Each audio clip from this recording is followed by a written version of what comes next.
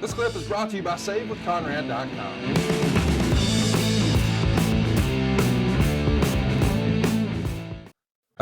Let's talk about another talent, Shawn Michaels. Meltzer would write, there are some potential stumbling blocks regarding his wrestling at WrestleMania. There are no storylines set up for him, and none of the top guys are apparently anxious to either work with him, and many aren't even wanting him to be brought back into the locker room as a regular because of the things he said. There is the thought of, since WrestleMania is in Texas, of giving him a career send-off that he didn't get after his final match at WrestleMania 98. Regarding WrestleMania, they're wanting to get the tickets up to 66,000, which would be a sellout, and then push hard that it would be the largest crowd ever in the building in the commercial hype before the show.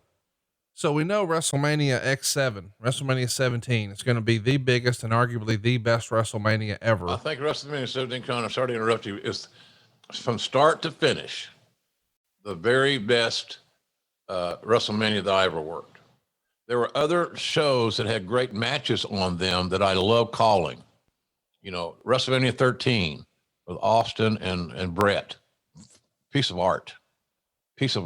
Young wrestlers today that don't watch Austin and Brett at WrestleMania 13 are screwing themselves.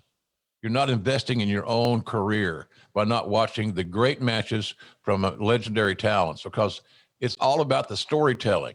And you can't use the excuse, well, that don't work today. Bullshit. Storytelling works every day. So that was the thing there with that. I think WrestleMania 17 was absolutely amazing. But quite frankly, when you go back and look at the card, and this is going to sound really screwy, and some Shawn Michaels aficionados are going to say, JR's lost his mind for real. We didn't need Shawn on that show. Right. And if you're going to put him in a gratuitous booking, what are we doing here? We're wasting, and he had a bad, we're going to get him in the ring and test his bad back at WrestleMania in a cold match. And simply because he's from Texas, that card was loaded, man.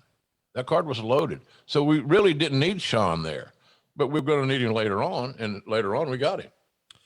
You know, listen, obviously it wouldn't have made sense at the time because he wasn't in that spot on the card, but Eddie Guerrero worked tests that day, and it would be fun to sort of fantasy book. What if you had Eddie Guerrero and Shawn Michaels, and then Kurt Angle and Chris Benoit, and then Undertaker and Triple H, and then the TL? It would have been bananas, but Eddie was not quite to that, at least in the eyes of the fans. He wasn't quite yet to that Shawn Michaels spot. I don't know that would have worked. Was there ever any serious consideration, or were you guys still sort of wary of, well, if you bring Shawn in, we got to deal with some baggage? Well, we never were overly concerned about the baggage, but you have to be aware of it. You have to be concerned of it because the sensitivities of the locker room. Not everybody, but there was a good contingent that remembered the last incarnation of Shawn Michaels, and it wasn't pleasant. And so a lot of them said, I don't need to be around that anymore. He's not here. We're doing fine. And we were doing fine, Conrad. Right. You spouted off the numbers. Yeah. We were doing fine. So I think it was just a matter that it was the wrong time. And we needed to get all the cards in line before we brought Shawn back. And at no point in this conversation have I ever said that Shawn Michaels and Ric Flair and Shawn Michaels, 1 and 1A.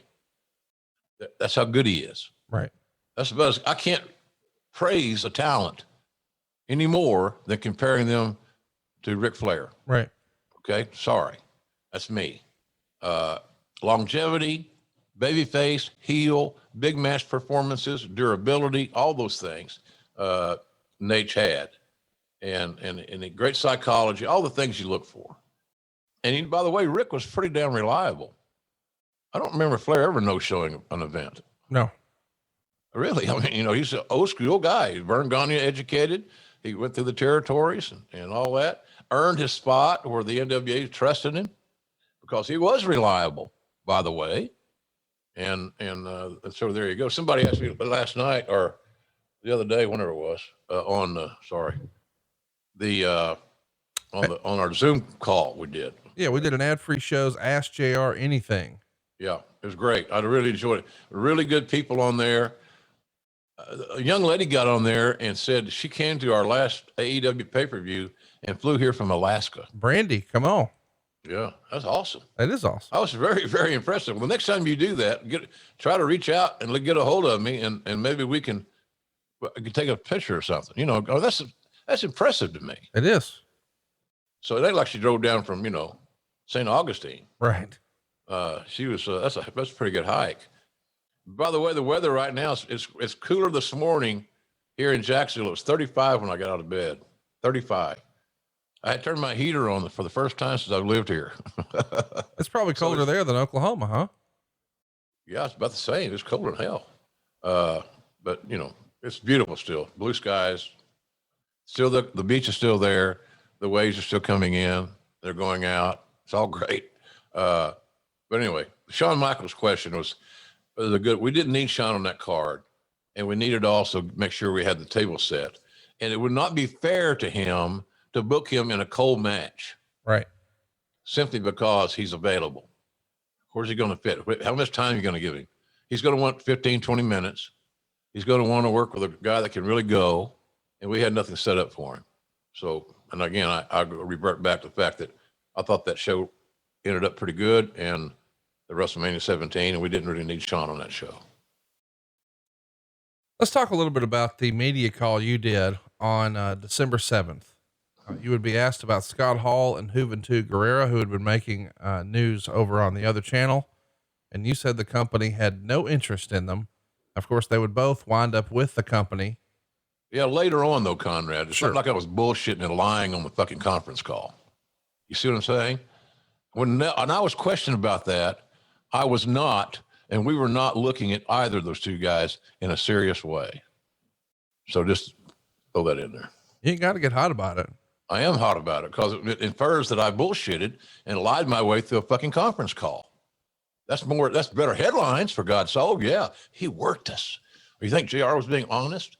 I was always honest based on what I knew or what I could release. But Juventud Guerrera and Scott Hall in that area at that time were not high priorities for us.